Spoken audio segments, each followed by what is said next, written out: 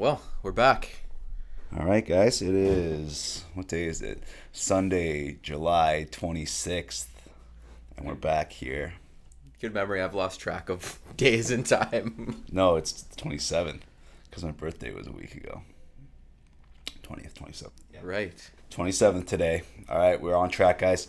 So we're on a little bit of a hiatus. I went away for a little trip and Dave went away for a little trip. So we're going to maybe talk a little bit about that and how we manage our activity routines while we're going away.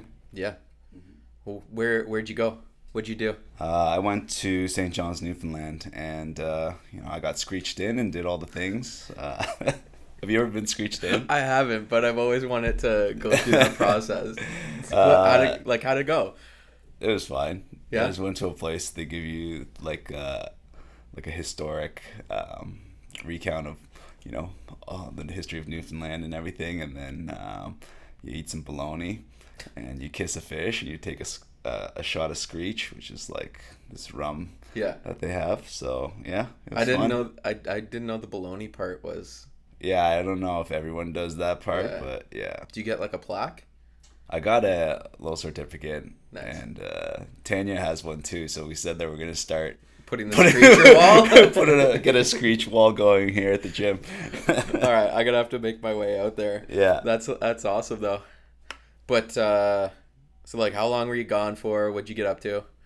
I was gone for 5 days, 4 nights, and yeah, I was just checking out all the scenery, everything that the area has to offer.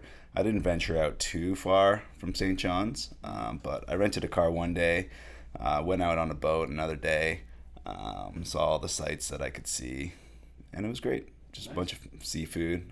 Yeah. I don't know if you're a fan of seafood. Yeah, I like out east because of it. Yeah. So, sorry, what about you? Oh, anniversary. It Yeah. was my anniversary, my first anniversary. Oh. So we went to our cottage for a week, Yeah. and Shout out to Shauna. yeah, shout out to my wife Shauna. Happy anniversary. One of our only listeners, probably. And yeah, we just spent the week there, spent as much time outside as we could, and just enjoyed the water pretty Nice. much. I'll Nice. talk about what kind of stuff we did in a little bit, I guess. Yeah. But yeah, because like sometimes you go away, your trip is probably a little bit different than mine if you're getting out and like doing things. Like we didn't really have a big agenda to do that kind of stuff. Usually a cottage weekend is very like chill and relax. But we tried to kind of plan ahead and figure out ways to, make the best out of it while we were away from the gym for a week and away from our factor meals for a week. Oh, you had to cook. Yeah, we had to cook again, which was actually really nice. But yeah, no, all in all, it was a good, refreshing week. But found some good ways to keep moving and stuff. Yeah. I hate cooking, but I feel like if I'm on vacation, cooking is kind of more therapeutic because I have all the time and to prepare and everything. So Plus grilling's actually fun. yeah, having the barbecue. Yeah. All right, so what kind of things did you do to keep active? Did you keep track of what you were doing? Anything like that? So didn't necessarily keep track of things, but every single day we would plan a kayak trip, and like it's a pretty big like lake with a bunch of different channels and stuff like that, so we would kayak pretty far a lot of the time. We actually kayaked out to an island and had like a relatively healthy picnic on the island and kayaked back. Relatively healthy. Sandwiches, just nice sandwiches, right? And our Coke Zeros. 0 cal drink. But no, so we kayaked every day. We did some stand-up paddleboarding every day. We swam every day. And then we brought a bunch of lawn games because we ended up meeting up our my brother and sister-in-law up there. So we had some pretty intense games of spike ball out on the lawn. So just finding different ways, because there's no gym equipment. Obviously, you can do things like with body weight and stuff, but we just wanted to keep it as fun as possible and keep moving in those ways. So that's kind of how we stayed moving through the week. Did you come out of spike ball unscathed, injury wise? Yes. Well done. Yes. Well done. High risk there. Yeah. No, I've been getting a lot better at spike ball lately. I'm playing in like we made our own like little weekly league now. Yeah. And so like, yeah, it's actually a really good workout once you can actually get into some like more intense games. Did you say you go on Thursdays? Yeah. I'm down. Okay. I guess I'll have to find a teammate. Yeah. Sweet, man. So I guess there's a little bit easier for me to structure something because I was staying in a city or in a hotel. Yeah. Usually when I go away, I like to do these Wednesday to Sunday trips. I don't know, flights are cheaper and you don't miss a full week, but you still get a good amount of time in wherever you're visiting. So if I know I'm going away, I'm always going to make sure that I'm dialed in for the Monday, the Tuesday, or whatever days leading up to the trip. Mm-hmm. And then I would have flown in on Wednesday. I actually had some good energy after getting in there. So, there's also nothing planned on the agenda for that afternoon. So I made sure to get into the gym, do my normal workout routine, and then go out exploring after that. Was it a good gym or was it like it's classic hotel gym? I mean, you're gonna have some machines, some bikes, some treadmills, things like that. Dumbbells up to 50, but I used to be like a snob type person where I'd be like, oh, dumbbells only up to 50, or no barbells, blah blah blah, whatever. Now I'm just like, okay, this is great. I can do whatever. I'll do the reps and the volume and the exercises that are going to make this hard. I don't have to, just because I can't back squat 400 pounds in this gym doesn't mean I can't make my legs work and just stay to my routine as much as possible. And then what I enjoy doing on trips is I enjoy going to visit different gyms. Also, as a business owner, I want to see how they do things all the time. And also, the communities are always so great. You get to meet different people when you go into like a CrossFit gym or that type of group fitness environment. And shout out to Islander Athletics. I went to a drop-in class there. Haven't been doing so much of that high intensity stuff, so I did get crushed. Like all of the movements are still there. Like it's just like I for example, there's 100 double unders, skipping like 3 or 4 times in the workout, and the first set I did unbroken because I'm an idiot. Yeah. And then that basically just like crushed my soul for the rest of the way. It's basically what I tell everyone else not to do. It's hey, you're not, if you haven't been doing this, take a step back from what you used to be able to do and take intentional breaks, because it's going to feel easy at first and then it's going to not feel easy later on. Yeah. So I did that, the drop in at the gym, and then basically challenging myself to get as many steps as possible. I think I got 20 to 30,000 steps every single day. I'd go out, visit whatever sites that I had to see that day, I had planned to see that day. And St. John's is also very hilly, for those of you who didn't know.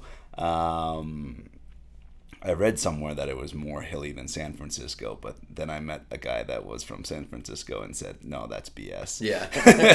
But I don't know. San Francisco is pretty wild, like in terms of like how steep the hills are and everything. Yeah. Maybe like it's more graded. Yeah. There's more hills in St. John's, but San Francisco has steeper hills, maybe something like that. If you know anything about this, reach out to us. And then, the weekend comes, Saturday, Sunday. I don't take myself too seriously in terms of getting a fitness activity in, but continuing to take my steps, get my steps in, and just move as much as possible. Mm-hmm. Yeah. Yeah, it's funny because like a lot of people, they go off on vacation somewhere. A lot of times you'll hear them talking about Europe, and then they're comparing the foods between North America and Europe, and they're like, okay, well, like I went on this trip and I actually like lost some weight. So, like, their foods must be better and stuff like this. And it's like, okay, maybe, but probably not. But a lot of times when people go on their vacation, They're not really stressed out like they were at home. They're probably walking like 2 to 3 to 4 to 5 times as many steps and being more physically active. Depending on how much of a drinker they are, they might be sleeping better. Yeah, exactly, right? If they're not drinkers. Yeah. So it's like, that's usually the thing. Like, you go on a vacation like that kind of forces you to get up and out on your feet. And it's good that you were still like working out and stuff like that, because that's just like the discipline.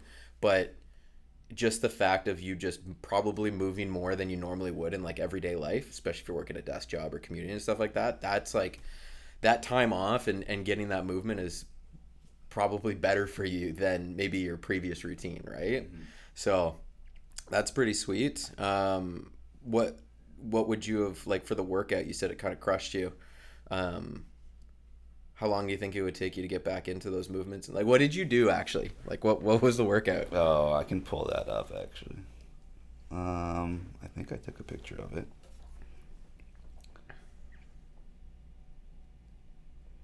But yeah, I can tell you definitely got some sun. I think more that's just me. The sun that I got from the golf course. But... Oh, okay.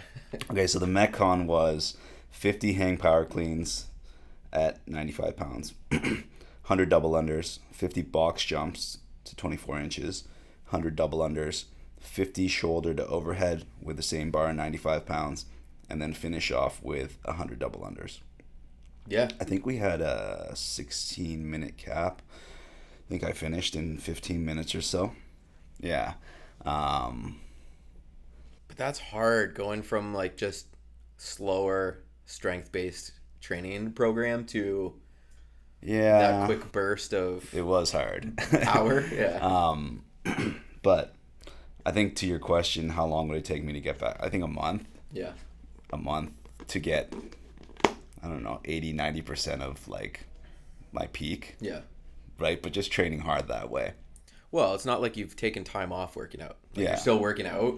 So it's just adapting my system to the different types of variants. Exactly. Yeah. Exactly. So yeah, that's a pretty sweet trip. How was the food? Oh, the food was incredible.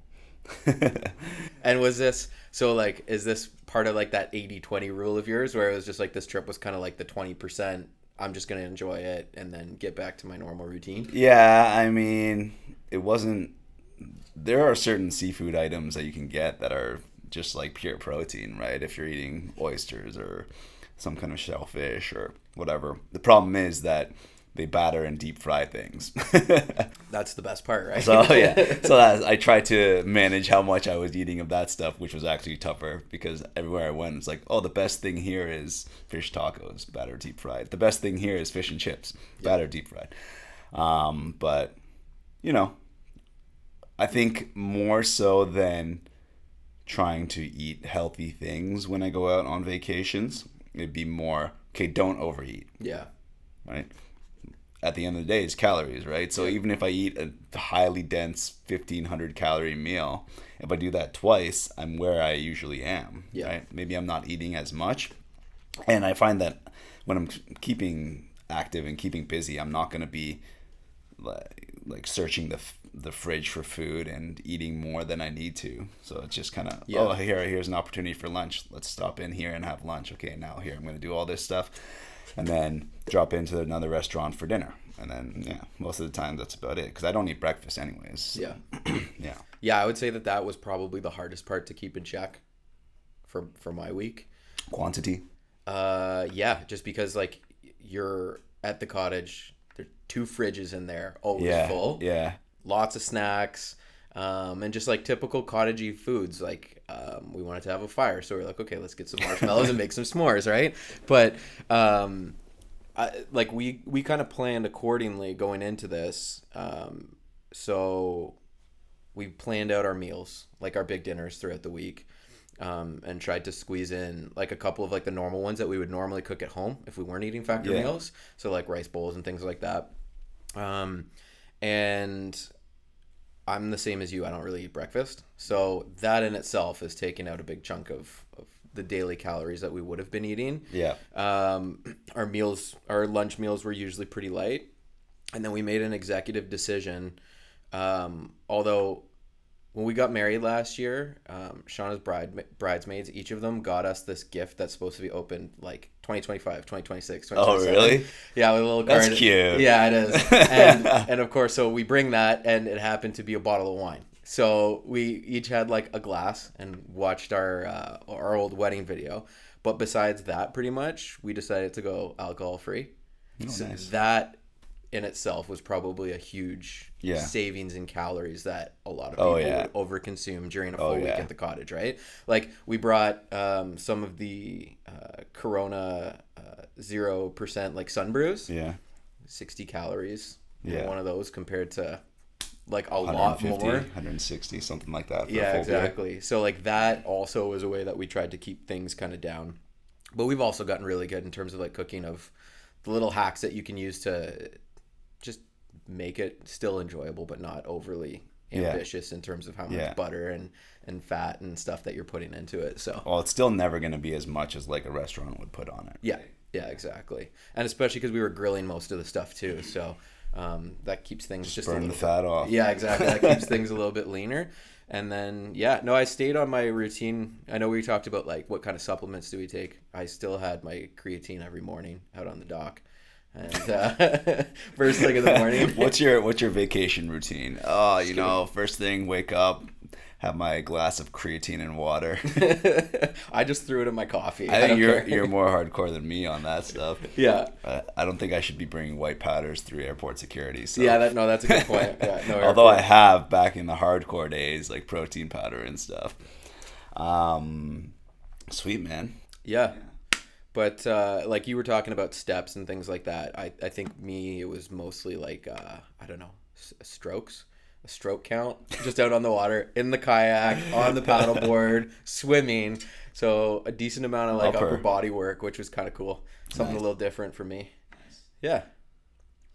But I think, like, needless to say, with all of that, like, you could take a vacation and just not care about anything and enjoy yourself. You have every right to do that, but it's really not that difficult to make a couple of little modifications, or just like consciously put in the effort to move a little bit more, or kind of not bombard yourself with all of these not great health decisions while you're away on a vacation. Like, you can probably do a lot of damage mitigation from just kind of keeping things, I don't know, get a little bit of planning in there, try to move a little bit more, and like you said, think about like, okay, I'm not going to go and have like 3, 4, 5 servings of this really good meal. I can be good with just like one plate. Yeah. So yeah, a lot of times people go, and I used to be this too, like you go away for a week and you just like, you don't necessarily work out as much, you're eating a lot more food, and like you can still enjoy the week and have a really good time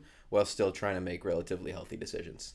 Yeah, it's a fine balance. Like everything we talk about, it's like you want to be conscious of it, but you don't want to be too conscious of it. You don't want to ruin your happiness, I guess, yeah. Yeah, so, you know, things in moderation typically are more enjoyable, like, than overindulging, right? Yeah. So just keep that note in mind when you're going away, and don't take it too seriously, and just get right back to it. That's the biggest thing that I find is when you get back, don't have a sluggish couple days or a sluggish week or 2 weeks. Or some people go on vacation and, you know, never recover, right? They're just like, oh, I'll get back next month or whatever. Yeah. Right? Just act like nothing happened. Go back to your routine. Keep doing the things that you were doing before. 100%. Because that's, like we talk about, I was saying, like, there's damage that can be done on a vacation, but a lot of the times it's not the week off or 2 weeks off that you took on vacation. It's the month or 2 months or 3 months afterwards that you just kind of say, whatever, I can't get back to that. Yeah, just rip the Band-Aid off and get right back to working out. You know, the first one's probably going to be, I mean, after a week, probably not that bad, but sure, you might have a little bit of difficulty, but then you're just going to be right back into your normal routine, and it's easy. It's easy again. That's right. Yeah. All right, so that was our last couple of weeks. We're going to shift gears here, and we came across some average times and average performance levels for different physical feats. And for example, the first one I've got on here is a 100-meter sprint. And then we're going to talk about where we stack up compared to the average. All right, so let's dive right into this. We're going to start with a 100-meter sprint. Oh, God. What do you think that you could do a 100-meter sprint in, Dave? I think I'd be terrible right now because I'm still not at 100% with my Achilles. Oh, okay. Let's say your Achilles. I'm healthy. Yeah. Because then we talk about the hamstring. No, let's say I'm healthy. Right now, I would have lost a lot of top end speed from when I was an athlete. Mm-hmm. Honestly, I'm trying to think back to like the times that we used to, like when we were in elementary school or high school, and like when you weren't good, what the times were. I feel like maybe I'm overextending, or I don't even know, but maybe like 17 or 18 seconds right now. No, you'd be faster than that. Because I'm thinking like my peak. I've done this recently, okay. or kind of recently in my life as a fantasy football draft challenge. Okay. And I mean, I think I was one of the fastest, but I was in the 11 to 12 second category. Okay. I would definitely give you under 15. Okay, maybe, because I'm just thinking back to my high school track days, and the 100 meter, like I was more of a 400 meter. Yeah. But at 100 meter, I think I was getting in the 13s at that time. So like I would definitely be less than that now. Yeah. So maybe like you mean 15, more than that? Yeah, sorry, more than that. So like maybe 15, 16. Okay. But like I've completely lost all like comprehension of what is fast in the 100 meters. So so you said 11? Yeah, I think in the 11 to 12. That's impressive. So we've got the averages here. So for a beginner, I don't know how you would define beginner sprinter, but 18 to 20 seconds. For an average person, 15 to 17 seconds. For a fit person, 13 to 14 and a half seconds. And for a highly trained individual, 11 to 12 and a half seconds. And then obviously the fastest in the world are 9 to elite, 11 seconds, right? Okay, well, let's bring up that distance and we'll go to 1 mile. So right now, how fast do you think you could run a mile? Again, I'm trying to think back to like my old athletic times. Right now, I think I would be better at a mile than 100 meters right now, just based off of like what I have actually tried or practiced. Based off like percentage in the population? Yes. Like a mile is not very long at all, and I can actually push it hard enough for like if we're getting into above 10 minutes to have to push it, that would be hard for me. But I would probably say somewhere between like 7, just like in the mid sevens. Maybe. I have a really, like, if you were to ask me how much could you squat or deadlift or something like that, things that I've actually been practicing and working on, I'd have a much more accurate number. But this stuff, I'd give it a go and see if I could crack. Do you guys 7. think we should get Dave to run a mile? Keep in mind, this is also on a track. A track is a little faster. Yes, that's actually, true. It's quite a bit faster than if you're just running on the street. I'm envisioning the mile run out here, down the hill, up the hill. No. But okay. On a track. Yeah. Maybe I could hit sub 7. Maybe. In the 6s? I think that I could confidently hit sub 7. And with a month of training, I think I could break 6 still. Nice. I think. But I'm not going to make any guarantees. So how quick of a pace is that? Because, like, what does a 5 minute... 12 miles an hour. Because I'm trying to do the math in my head with the world record holder for the marathon. Yeah. I've seen his pace. His pace is like sprint. A 4-minute mile pace. Okay. 4 something. No, maybe not. 5 something. That's crazy though, because that's like a full blown sprint for a lot of people. Yeah. Like, have you seen the treadmill that they go on to try to run and people just fall off? Yeah. Like, ooh. Because like if that's over 5, I would say I'd be somewhere in the mid 7s, I think. Okay. And you're saying you could break 7. Yeah. Possibly break 6 if you trained. Yeah, if I trained for like a month. That's reasonable, because I think anybody could, not anybody, but a lot of people could just train and. Like, I'm not saying I trained for several years. I could train for several years and break. No. I think in a relatively short term, I could break 6. Anyways, the averages here for beginner are 10 to 12 minutes. An average individual 8 to 9.5 minutes. A fit individual 6.5 to 7.5 minutes, and then highly trained 4.5 to 6. So kind of along that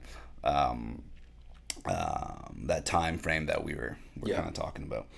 All right, so next up, let's get into the good stuff for Dave, the strength. Yeah, except the bench press, but the strength parts. All right, so bench press. No, we'll start with deadlift, your favorite. Okay. Deadlift. So how much could you deadlift right now? I've got like body weight indexes here too, not just absolute weight. Right now, I was just deadlifting before I went off on my vacation, and I think it was like a few episodes ago, I was like, I would like to just walk into a gym any point and pull 405 and not have to worry about it, and I did that relatively easily. Yeah. I think it depends on the day, but right now I would probably be in the mid 4s to high 4s for 1 RM if I absolutely had to. Mid 4s to high 4s, okay. But I've got the bug now that Kevin's been back and we started doing some like searcher deadlifts. I was like, you guys love deadlifting. Yeah, I was just like, okay, I miss my like big strong days, so I don't think I'm gonna get back to my previous 1 RM, but I'm gonna crack 500 again easy. Yeah. Nice. So my answer would be like mid 4s to high 4s right now if I had to do it, probably. Yeah. I think I'm at, I don't know. I think I could, with 90% certainty, do 540. Yeah. Yeah. And then depending on the day or whatever. Yeah. If I trained a bit more. But yeah. Something like 540 seems about right for a 1 rep max. It's humbling to not be the best deadlifter here anymore. Yeah, same. Kevin. I took a fall.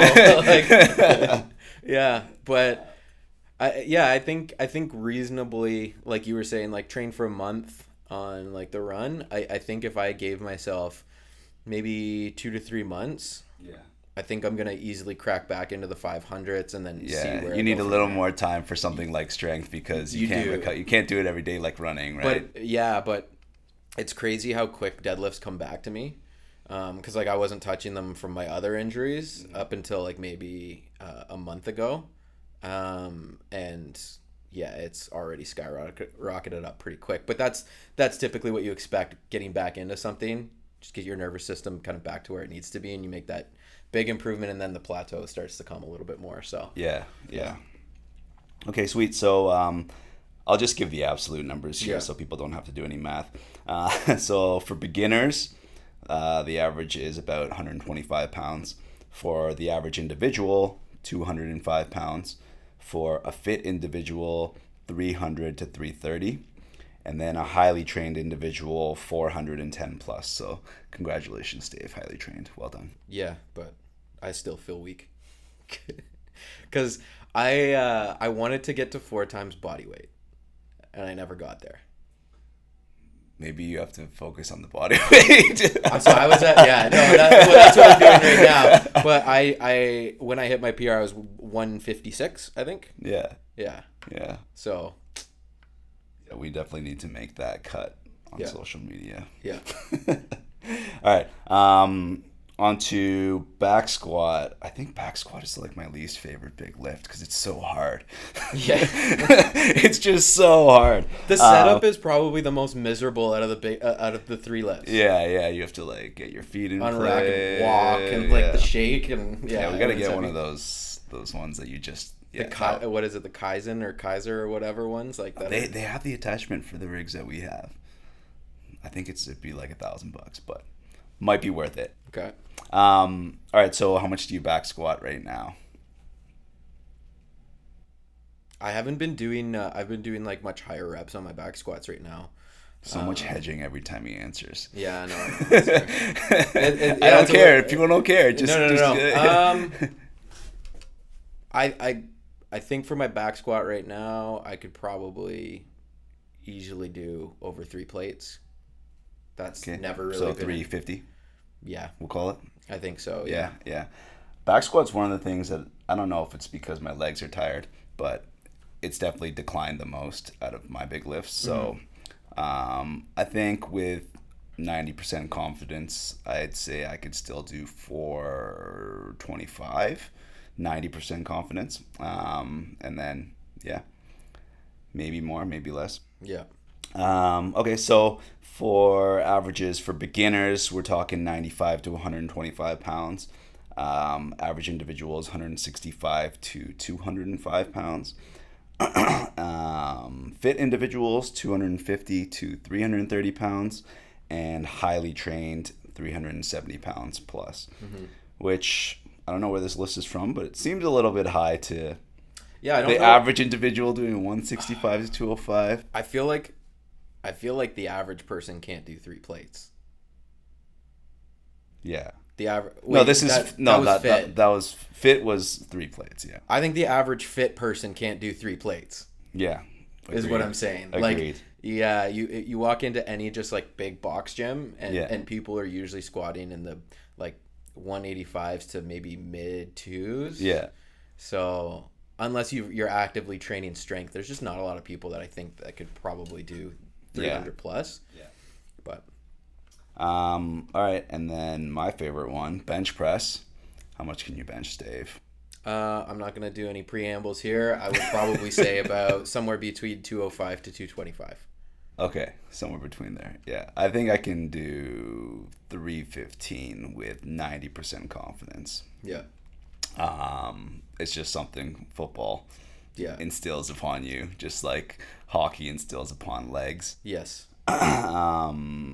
Yeah, so the averages for bench press, beginners, 95 to 125. Average individuals, 150 to 80. I guess average gym goers. Fit gym goers, 205 to 250. And then highly trained, 290 plus. Yeah. Cool. That's typically the one with like the weirdest like distribution of what people can do. Yeah. Because there's the people that train bench so much because they love it and they get really good numbers. Yeah. And then you get the other people that like absolutely hate bench, don't train it. Yeah. And then the numbers aren't quite as good. Yeah. It's a polarizing exercise, I think. Yeah, for sure. Actually, I think all of them are. Yeah, you're right. Yeah. Yeah. They're all, if you train it more, you're going to be better at it. Exactly. Yeah, it's crazy when you see an individual come in and how fast that their learning curve, how steep it is to like start with an empty barbell and they're wobbling, whether it be back squat or bench press, and then, you know, just a month or 2 months or whatever, they've potentially tripled that weight. Yes. Right? So like, realistically, 135 pounds for a male, right? Tripled the barbell weight. So I know it wasn't on the list, but I would want to know what the numbers are for like chin ups or pull ups, because I think you're looking at like fit individual doing like a couple, like when you're actually looking at the distribution of what people can do a pull up and what people can't. I would estimate for the categories: beginner, no; average, 1, maybe; average gym goer. Okay, that's fair. Okay. Fit gym goer, 4 to 6, and then highly trained is anything 6 up. Because if you can do more than 6, or do you think it's lower than that even? I think it's lower than that. Well, not because like people who are truly fit, they just like skyrocket. They can do a lot of pull-ups, but I think the average gym goer still probably can't do a pull-up. If you if you were to just take a sample size of people in the gym, I think most people can't. A lot of people would go to the lat pull down, or they're hard for a lot of people. No, you're right. Actually, it's probably average gym goer, also 0. Yeah. Fit gym goer 2. And then the super fit ones it's all like of a sudden are just 3 to 20. Yeah, exactly. Yeah. Yeah. Cool. Sweet. What would you you gave out your numbers. I obviously, as I was talking through it, not satisfied with mine at the current moment. Yeah. What would you want your numbers to be for each of those? Like, let's say something that would be relatively sustainable for the next 5 to 10 years that you would be able to just walk in, say, yeah, I'm going to do that and be good with that. Okay, so I was highly trained at like 25 to 29. So I'm declining. You're past only. that. Yeah. I'm declining only, which is fine. I'm still above the average for the population for my age demographic. Yeah. I would just say declining as slowly as possible. I don't need to break any records, any personal records at this point anymore, with bench, squat, or deadlift, or running a mile or running 100 meters. But to be able to do those things, in the 95th percentile would be sweet for as long as possible. Yeah. Yeah, I think that's fair. Yeah. All right, cool. Good conversation there. We're going to have some fun now. Yeah. So I guess I'll go first with our series of blind rankings for today. I'm going to have Dave blind rank these 5 music genres in the gym. All right. So if you guys don't know Dave, this is funny. Screamo. I don't know if this is for you. This is no. I know that this is for me. I'm just trying to think of like what you would classify that as like an actual genre. But I'm just gonna take I'm gonna go hard and aggressive. One. Okay. If that's what we would call like metal, then yes, there's no competition there. Country. I'm gonna put that at 4. Okay. Because I know a lot of people can't really, train with country music, but I actually like country music in the summer. And if you're just having one of those workouts where it's just a good vibe, I would absolutely listen to some country. Yeah. Classic rock. 5. You don't like it, eh? Classic rock is the campfire music. You just sit around. I don't mind it, but it's not up there for me. 2000s hits. Oh, 2. And then finally, you have just the third slot remaining, EDM or house music. Yeah, 3. I could get turned to that in the gym. Okay. Actually, I think that's a pretty perfect, like... You got it? Yeah, I think that's the Screamo 1, 2000 hits 2, EDM 3, country 4, classic rock 5. Yeah. I need something angry if I'm really going to be going hard in the gym. See, so. I'm really weird, and everyone thinks I'm really weird for this, that I don't need anything angry. I don't know. Maybe if I'm doing a 1 rep, I'd want something angry. But like for the general gym going experience, I would probably go country 1, 2000s hits 2, EDM and house 3, classic rock 5, and screamo. Or sorry, 4, classic rock 4, screamo 5. Yeah. Not that there's some screamo that are metal or whatever that I would also enjoy, but I don't really care that much. Yeah, let me make it clear. So it's not about being angry. It's just that I actually like it gets me fired up because it's my favorite kind of music to begin with, right? Yeah. I just love it. So yeah, no, that list was spot. And when you're talking about like 2000s radio hits or top hits, like are we talking like, is that still counting Backstreet Boys and NSYNC and pop? Like, pop, mostly radio. A little early, what like punk, like Blink-182. Yeah. I don't know if that fits in the gym for me, but that's good music. I like that stuff. Awesome.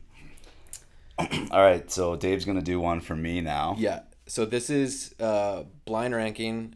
This is Dave's pentathlon. So what this is, these are non-gym related sport activities. Yeah. You have to participate in this. There's 5 events. Okay. And you have to tell me from 1 being like, I would absolutely crush that, to 5, not having a good time with that event. Where would you rank these? I feel like this is going to be a biased list because you know what I'm good at. I don't. Well, I mean, I do, but event burpees. No. You're going to mess with me. Okay, so the first one, or the first option, is let's call it a 2-kilometer swim. 5. Is that too long? Okay, 5. Not even a question. I can say with 100% confidence that would be 5. Okay. Just not a strong swimmer? I would die. I think I would die. I don't know. Is 2 kilometers a lot for a swim? Like, what's a triathlon? I think an Ironman is like close to that. Oh, okay. And let's call it like that's like the most. Oh, no, don't. Okay, we're good. 400 meter swim, whatever. No, it's the 2 kilometers. You would die. I would die too, probably. Yeah. I would need a noodle, pool noodle. 200. That's so like Olympic pool is 50 meters. Their back is 100 times 20. So, no, thank you. That's done. In open water too. Yeah. Open water swimming. Like I might not die in a pool because I just like stop and hang on to the edge, but. Yeah. Okay. So 5 immediately. Yeah. Okay. The next one is the steeplechase. So it's like a hurdle thing, right? Yeah, with you water jump on the over other a hurdle side. with water on the other side. How high You is don't it? have to swim. It's It's pretty high, yeah. 4, just because of Yeah. the height. Like I'm shorter, so like getting over that with my legs, yeah. But Yeah. I would still like I could knock the hurdle over and just be penalized and still finish. Whereas a swim, I would die. I don't think you're knocking that hurdle over in steeplechase. Oh, it's like a fixed hurdle. I don't think it's fixed. Well, it might be actually at like the higher levels, but like you'll see clips of student athletes doing it, and if they don't hit the hurdle's not going down. They're going down and face planting in the water. Yeah, but I could get up and keep going. Yeah, okay. You get a little cool The off. swim, I'm just gonna drown. Yeah, okay. So steeplechase, number 4. I'm gonna give you not to make it quite as easy because we just discussed this, but the 200-meter sprint. Oh, that's actually my wheelhouse distance because I'm not like built to be an all-out top-end sprint from like 40 yards to 100. Yeah. But 400 is too long for me. So 200, I think that'd be 1. Yeah. Yeah, I'm guessing that's 1 out of the things you're giving me. Okay. That's good. Yeah, because I would actually see that as one of your strengths too, because you're a pretty fast dude and powerful dude, but whether it's your up here or just your physiological ability to last longer than other people, you could keep that high gear for a little bit longer than most of the 100 meters. 200 would be like where I would perform best out of all the Olympic level events. Yeah. Against the rest of the world. Yeah. I'm not saying I'd be. You'd still get crushed, but yeah. That's well. I mean, no, I wouldn't be crushed. I think I'd be like 95th percentile in that. Okay. Of regular humans. Oh yes, yeah. No, I would agree with that. Yeah. Fully, but I'm of the belief that if you were to put me up against any elite athlete, I would not stand a chance in any sport whatsoever. Well, obviously, like except maybe powerlifting. Maybe, but and then also hockey when I was at my peak, but yeah, it's funny hearing some people be like, "Oh yeah, like I could take on like a UFC fighter or something like that." Like, no, you can't. Yeah. Do you remember the Joes versus Schmoes show? Oh yeah, I did. Yeah. I don't recall any specific ones, but that does ring a bell. I do remember the one where it was guys against like a pro tennis player. Yeah. Not a single person returned to serve, like not even close. So of course. Yeah.